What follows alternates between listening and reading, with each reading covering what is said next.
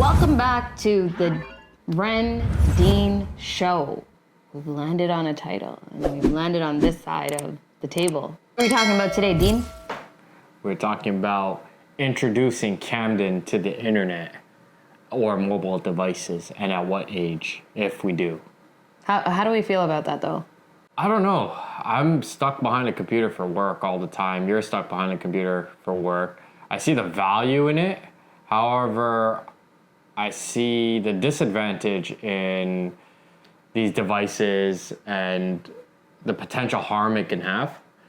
Especially, these kids are not as dumb as you think. They're actually pretty smart. My little guy, how old was he? He was so used to us because we were in like the, what do you call it? Like just that mode where you're in your zone of, what is that called? I'm missing that word.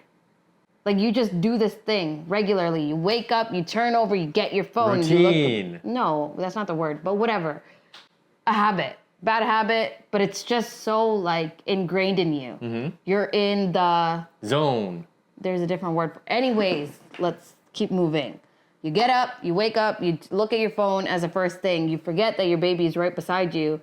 Man's up right beside my shoulder, peeking at my screen. He got to a point, this is where we switched from an iPhone to an Android. We'll probably switch back to an iPhone. But Mans was putting in a Starbucks order for his milk. Like that's how bad it was. Just knew how to work it right then and there. He knew how to swipe, and we already knew he needs his milk. So, seeing that, especially because he was, what, not five months, maybe seven months or so. And I was like, damn, this is really bad. We can't be doing this. One, it's not good for his eyes.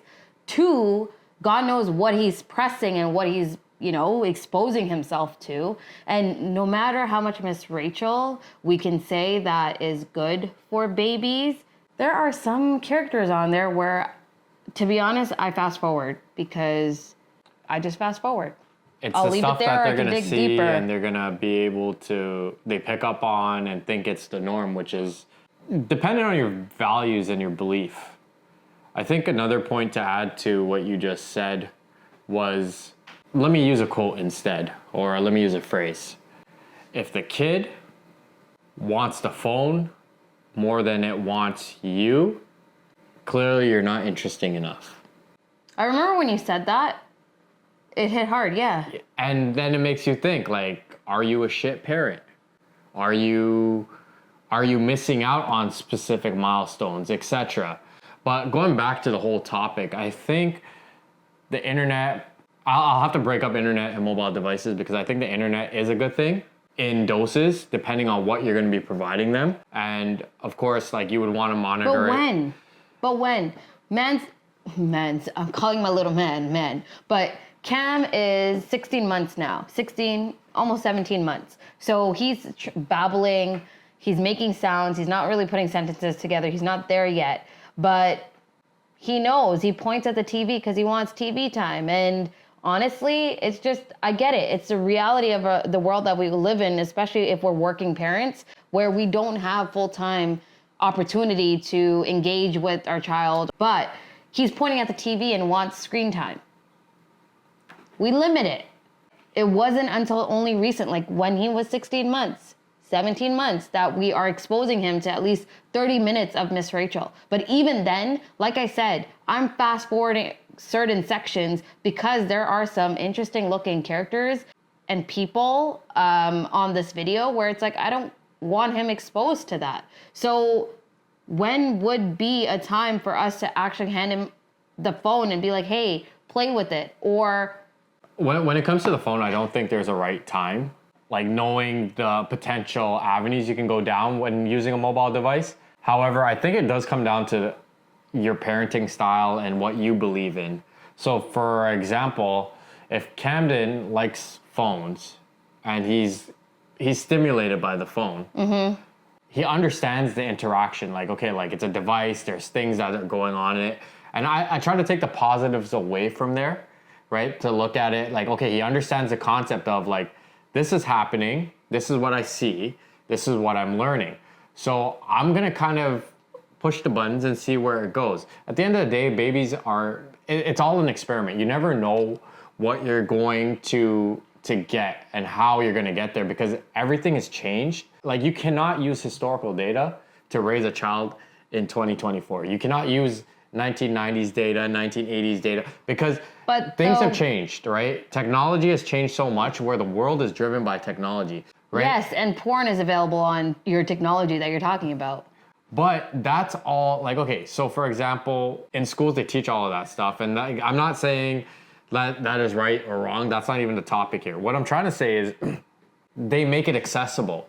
But as a parent, it's probably our job whether this stuff is accessible or not. Yep. And this is where we need to be able to create that outline and outlook in life. If Camden understands or sees us, we go for walks, we go to the gym, we do this.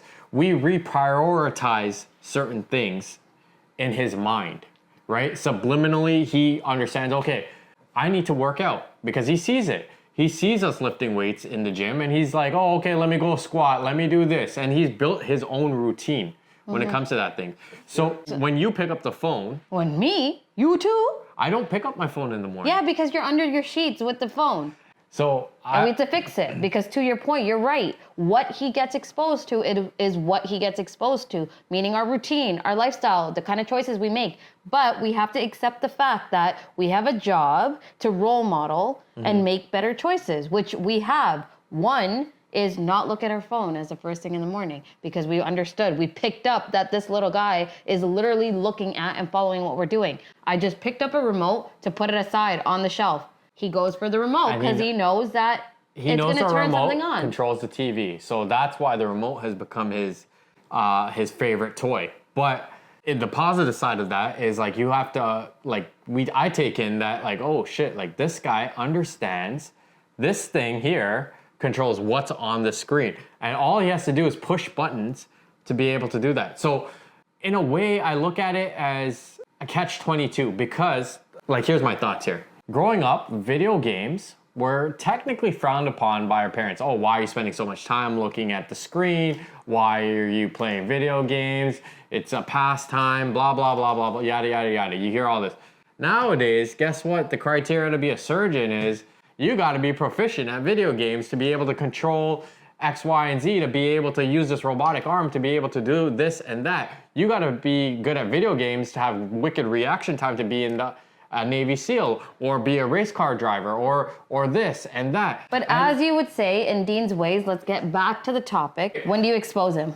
I personally believe we've exposed him and we didn't expose him, he exposed himself to it. So he's started to figure out, okay, like this is how it works. 17 months. Yeah. When are you gonna give him a phone? Phone, yeah. So my thoughts on actually giving him a mobile device is when he's old enough to go buy his own mobile device. I'm not gonna give him one. I'm gonna give him a walkie-talkie. I'm gonna put an AirTag in his backpack or something of some sort because technology advances. At one point, we're not in the age of okay, you need to be in constant communication via a mobile device anymore. There are simpler ways to keep track of your child, to be in constant communication with them and figure it out. At the beginning, when we're pregnant, we're having a child, there's all these like no rules. We're not gonna expose them to this. We're not gonna expose them to that. And now we have a 17-month-old who knows how to navigate a remote control. Yes, I congratulate him for that connection, like he's understanding how there's technology and making the connection, but it is still our responsibility on limiting that because there are a lot of different skills that a child can learn through the world of technologies, but what kind of technology matters, how the child interacts, but you need to be there. I don't trust my son on a mobile device without me around. Well, yeah, there's gotta be a restriction. Hold on a second. Yeah. I also Why are you yelling? Because this is a passionate topic. We have been those parents that judge other parents that just kind of like give a tablet and they're doing their own shit because they just want their child to be occupied or entertained. We've seen that at a cafe we just went to, a restaurant. We're eating at a different table. We didn't have Cam with us, but at another table, they literally secured 2 separate tables where all the aunties can, chill and have a conversation, and their kids are on the other table on tablets. I was like, whatever happened to park time? Whatever happened to like kids playing snakes and ladders or like board games, goddammit, to actually have conversations and learn better skills. We're relying on Miss Rachel's of the world, the YouTubes of the world for our children to learn how to speak and have their first words. Well, that's more of parenting 101, right? Because you have to teach them how to play these games. Which is literally my point. You have to show them that, right? Like you have to foster that culture. It doesn't just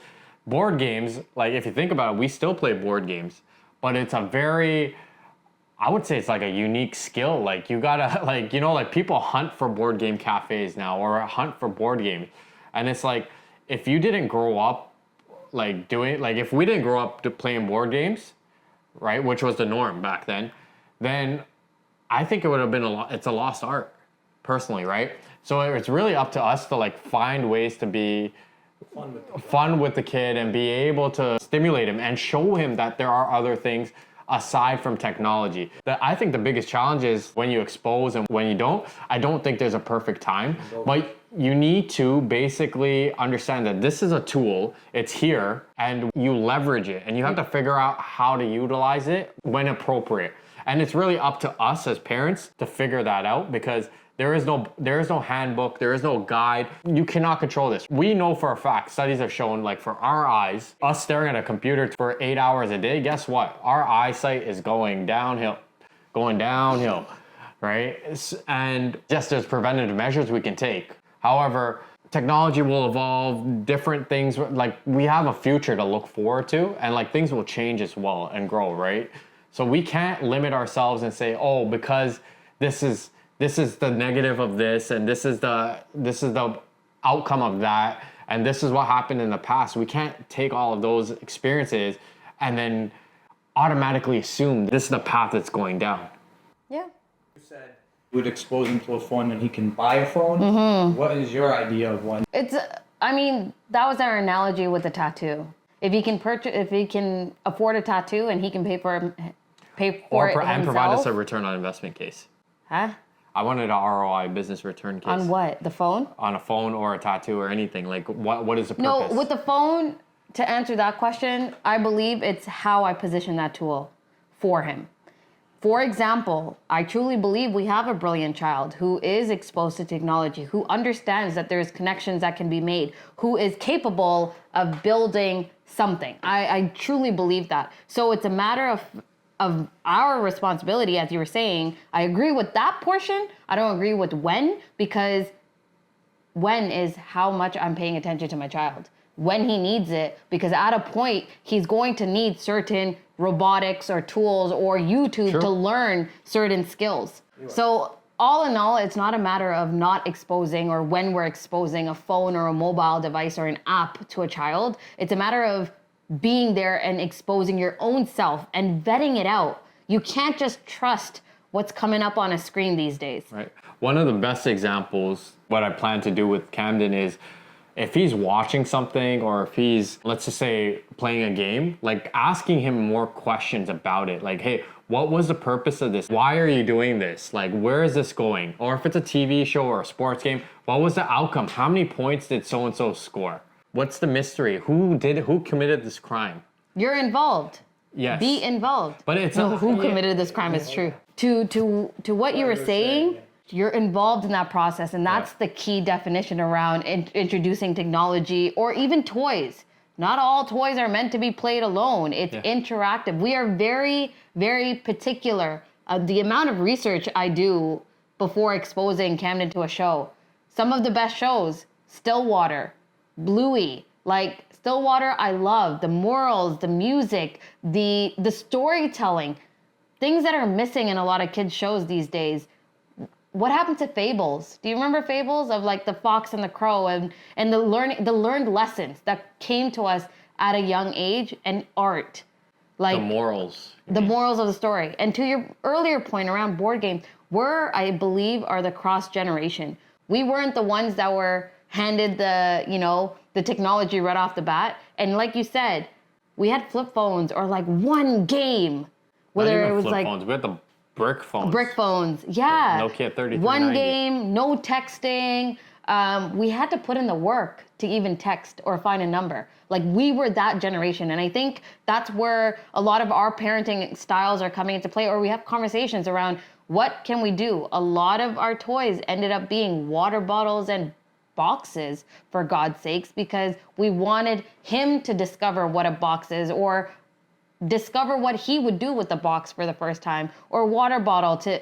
So it's almost like, at the end of the day, be involved as parents, as new parents, regardless of what age, you have to be involved. That's the bottom line. Just to add a point there about the phone. When I jokingly say when he's able to buy one, but I'm not paying his phone bill, by the way.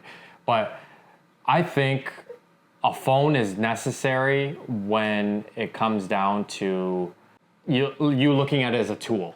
And more so, for example, he's traveling and he needs a way. Safety. Do you want to bottom line it? Safety? Safety, yeah. You can do certain things like that, right? You can give a phone without an internet, you can block it off, you don't have to pay for the data plan. But the trouble with that, though, is we live in an environment where there's internet cafes and Wi-Fi everywhere.